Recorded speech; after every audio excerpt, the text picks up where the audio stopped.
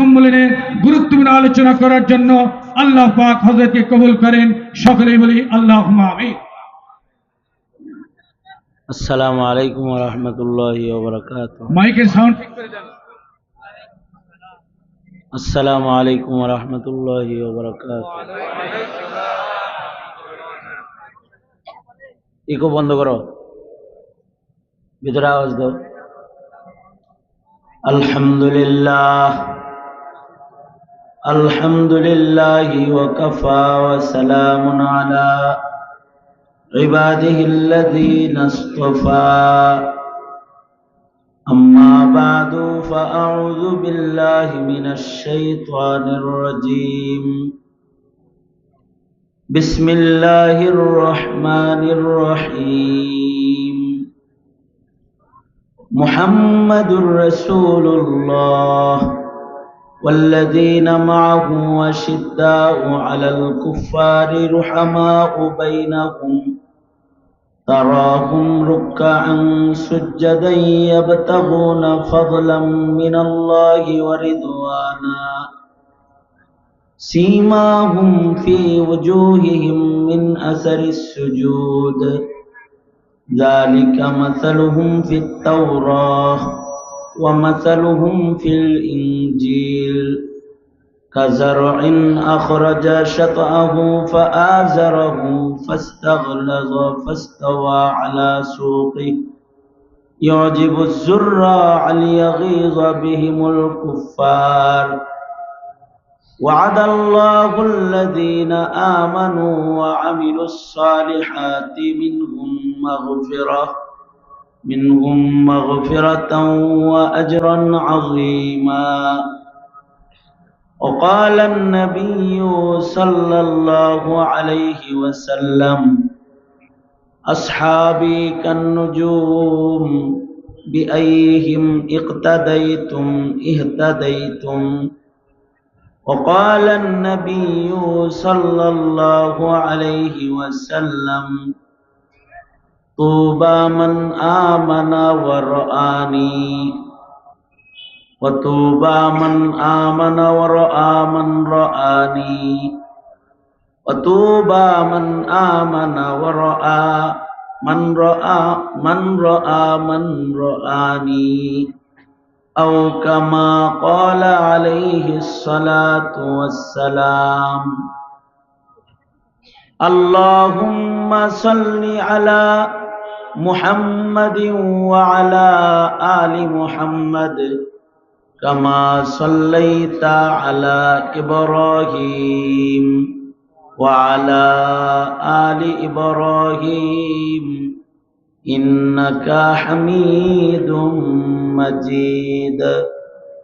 اللهم بارك على محمد وعلى آل محمد كما باركت على إبراهيم وعلى آل إبراهيم إنك حميد مجيد.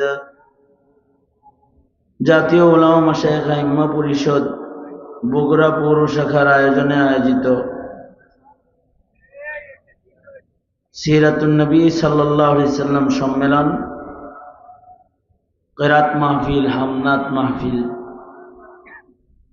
মোহতারাম সাদার, মোহতারাম সভাপতি, উপস্থিত হযরত, বুজুর্গ, উলামায়ে কেরাম, সম্মুখপানে সমবেত দিন প্রিয়, ইসলাম প্রিয়, দিনদার ইমানদার মুমিন মুসলমান ভাইরা, পর্দার আড়াল থেকে আলোচনায় শামিল মা বোনেরা, বিশ্বজগতের মালিক, বিশ্ব প্রতিপালকের বিশ্ব দরবারে কালিমাত শকর যে মহান রব্বুল আলামিন অত্যন্ত দয়া করে, মায়া করে, ভালোবেসে রহমতি বরকতি জান্নাতের টুকরা বাগানে উম্মতের আলেমদের সোহবতে দাওয়াত ও তাবলীগের নিসবতে দ্বীনি মজলিসে আমাদেরকে শামিল হওয়ার তৌফিক যে মহান রব্বুল আলামিন দান করেছেন, তার দরবারে শুকরগুজার হই, কালিমাতুশ শুকর পড়ি, শুকরিয়া আদায় করি, জবান খুলে মুহাব্বতে ভক্তি ভরে সমস্বরে আওয়াজ করে বলুন আলহামদুলিল্লাহ। বাদ আসর থেকে শুরু করে এ পর্যন্ত উলামায়ে কেরাম গুরুত্বপূর্ণ নসিহত করেছেন। আমার পূর্বে আমার মুরব্বী, আমার দাদা ওস্তাদ, আজকের মাহফিলের প্রধান অতিথি বগুড়া জামিল মাদ্রাসার প্রবীণ মুহাদ্দিস উস্তাদুল আসাতিজা আল্লামা আব্দুল হক আজাদ দামাত বরকাতুহুম গুরুত্বপূর্ণ মুখতাসার নসিহা আপনাদের সামনে পেশ করেছেন। তার পূর্বে বন্ধুবর হযরতুল আল্লাম বড় ভাই কাজী ফজলুল করিম দামাত বরকাতুহুম তিনিও কথা বলেছেন, আরও উলামায়ে দ্বীন কথা বলেছেন। আমি সংক্ষেপে কিছু বলবার এরাদায় আয়াত হাদিস আপনাদের সামনে পেশ করেছি। এগুলোকে সামনে করে খুব সংক্ষেপে একটি সবক আপনাদের কানে তাকরার করার ইরাদা রাখি। আল্লাহ পাক কিছু উপকারী কথা আপনাদের সামনে উপস্থাপন করার তৌফিক আল্লাহ রব্বুল আলামিন দান করেন। আপনারা দোয়া করুন, বলুন আমিন। মানুষের মধ্যে আল্লাহর কাছে সবচেয়ে পছন্দনীয় জামাত হলো পয়গম্বরদের জামাত। পয়গম্বরদের ব্যাপারে আকীদা হলো পয়গম্বররা মাসুম, পয়গম্বররা আল্লাহ পাকের নির্বাচিত কাফেলা, যারা মাসুম, যাদেরকে আল্লাহ রব্বুল আলামিন আল্লাহর মনোনীত বাশির নাজির দূত হিসেবে আল্লাহ তাআলা পৃথিবীতে মনোনীত করেছেন এবং নবীগণ মানুষদেরকে মনুষ্যত্ব সিরাত শিখাইবার জন্য মেহনত করেছেন। নবীদের মধ্যে সবচেয়ে শ্রেষ্ঠ আমাদের নবী, বিশ্ব নবী মুহাম্মদুর রাসূলুল্লাহ সাল্লাল্লাহু আলাইহি ওয়াসাল্লাম, সাইয়্যিদুল মুরসালিন, রাহমাতুল লিল আলামিন। আপনার আমার নবীকে আল্লাহ তাআলা নবীদের সর্দার বানিয়েছেন।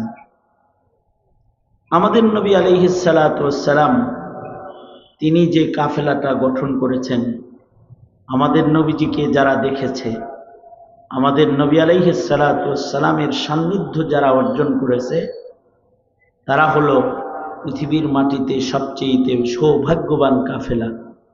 অন্যান্য নবী যারা দেখেছে তাদের চাইতেও আমাদের নবীজিকে যারা দেখেছে তারা শ্রেষ্ঠ কাফেলা। তুবা মান আমানা ওয়া রাআনি।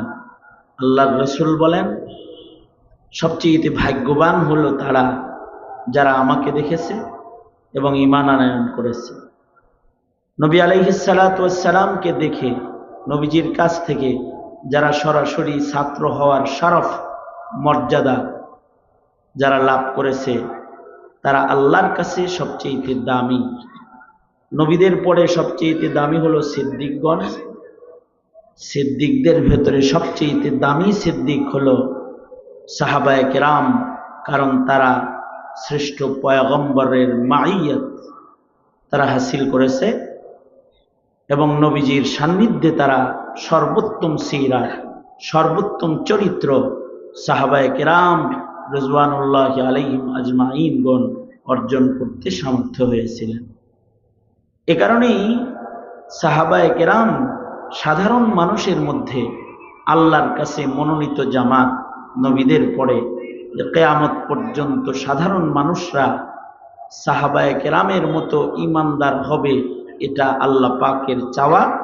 এ কারণেই আল্লাহ পাক নির্দেশ জারি করেছেন, আমিনু কামা আমানান নাস।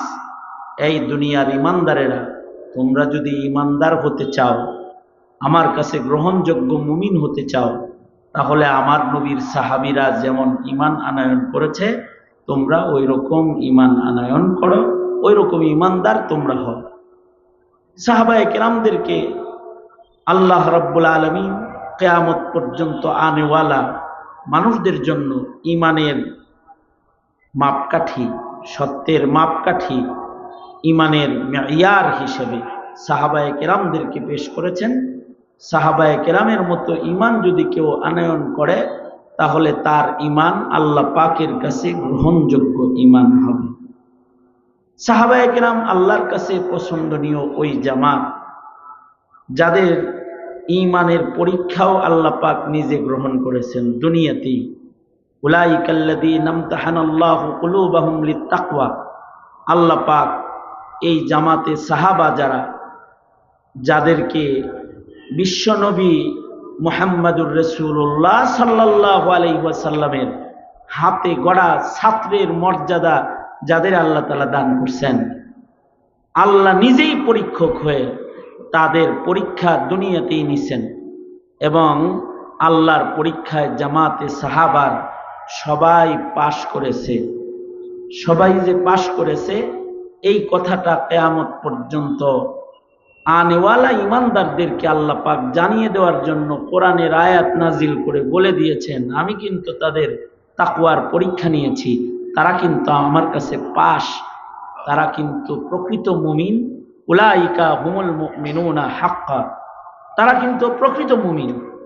সুতরাং তোমরা যদি কেউ আমার পছন্দের ইমানদার হতে চাও তাহলে সাহাবায়ে কেরামের মতন ইমানদার হও। কোরআনে কারিমে শুধু নয়, কোরআনে কারিমের আগের কিতাবেও আল্লাহ তাআলা আমাদের নবীজির সাহাবীদের বর্ণনা আল্লাহ রাব্বুল আলামিন করেছেন অন্য নবীর সাহাবীদেরকে সাহাবিয়াত শিক্ষা দেওয়ার জন্য। যালিকা মাসালুহুম ফিত তাওরাহ ওয়া মাসালুহুম ফিল ইনজিল। সাহাবায়ে কেরাম এমন একটা কাফেলা যাদের বর্ণনা পূর্বের আসমানি কিতাবেও আল্লাহ রাব্বুল আলামিন করেছিলেন। এই সাহাবায়ে কেরাম রিজওয়ানুল্লাহি আলাইহিম আজমাইনের বিষয়ে আকীদা হলো, নবীদের ব্যাপারে আকীদা হলো নবীরা মাসুম, আর সাহাবায়ে কেরামের ব্যাপারে আহলুস সুন্নাতি ওয়াল জামাআর আকীদা হলো সাহাবায়ে কেরাম মাহফুজ, সাহাবায়ে কেরাম মাগফুর, তারা আল্লাহর কাছ থেকে ক্ষমাপ্রাপ্ত কাফেলা। আল্লাহু আকবার বলেন। নবীদের জীবনে কোনো গুনাহ হয় নাই, নবীরা মাসুম, গুনার সাথে নবীদের টাচ লাগে নাই। আর সাহাবায়ে কেরামের গুনাহ হইছে, কিন্তু তারা গুনাহ নিয়ে কবরে যায় নাই। তাদের ইন্তেকালের পূর্বেই তারা আল্লাহর কাছ থেকে মাগফিরাত অর্জন করেছেন এবং আল্লাহ রাব্বুল আলামিন সাহাবায়ে কেরামকে গুনাহ মুক্ত করে কবরে নিয়েছেন। আকীদা হলো তারা মাহফুজ মিন নারি জাহান্নাম, গুনাহ হইলেও তারা তাদের গুনাহের কারণে দোজখে যাবেন না, দুনিয়াতেই তাদের গুনাহকে আল্লাহ তাআলা ক্ষমা করে দিয়েছেন। তারা এমন তওবা করেছে যে তারা ক্ষমাপ্রাপ্ত হয়ে তারপরে কবরে গেছে। এ কারণে উলামায়ে দেওবন্দের বর্ণনা হলো এটা যে সাহাবায়ে কেরাম গুনাহ আসলে সাহাবীরাও নবীর সোহবতের কারণে তাদের ঈমান এমনই ছিল যে তারা গুনাহ করার মতো না, কিন্তু আল্লাহ তাআলা তাদেরকে দিয়ে গুনাহ করাইছেন এবং তওবা করাইছেন। কিয়ামত পর্যন্ত আনেওয়ালা যারা দুষ্ট লোকদের সাক্ষাৎ পাবে, ভালো মানুষের সাক্ষাৎ পাবে না, তাদের জীবনে যদি গুনাহ হয়ে যায় তাইলে যেন তারা সাহাবীদের তওবা দেখে তওবা করে গুনাহ মাফ করায় কবরে যেতে পারে। এই কারণে আল্লাহ তাআলা সাহাবায়ে কেরামদেরকে গুনাহ করাইছেন, কিন্তু সাহাবায়ে কেরামকে গুনাহ করানোটাও আল্লাহ তাআলা কিয়ামত পর্যন্ত ঈমানদারদের গুনাহ করার পরের আমল কি হবে এটা শিক্ষা দেওয়ার মেয়ার, শিক্ষা দেওয়ার জন্য একটা মাপকাঠি, তওবার নমুনা আল্লাহ তাআলা সাহাবীদের জামাতকে উম্মতের কাছে পেশ করেছেন। এ কারণে আল্লাহর রাসূলের সাহাবী যারা, তাদের ব্যাপারে কথা বলা নিষেধ, সমালোচনা নিষেধ। সাহাবায়ে কেরামের আলোচনা হবে, কারণ সাহাবীর আলোচনা হইলে নবীর ইজ্জত বাড়তে থাকবে, কারণ নবীজির সিরতের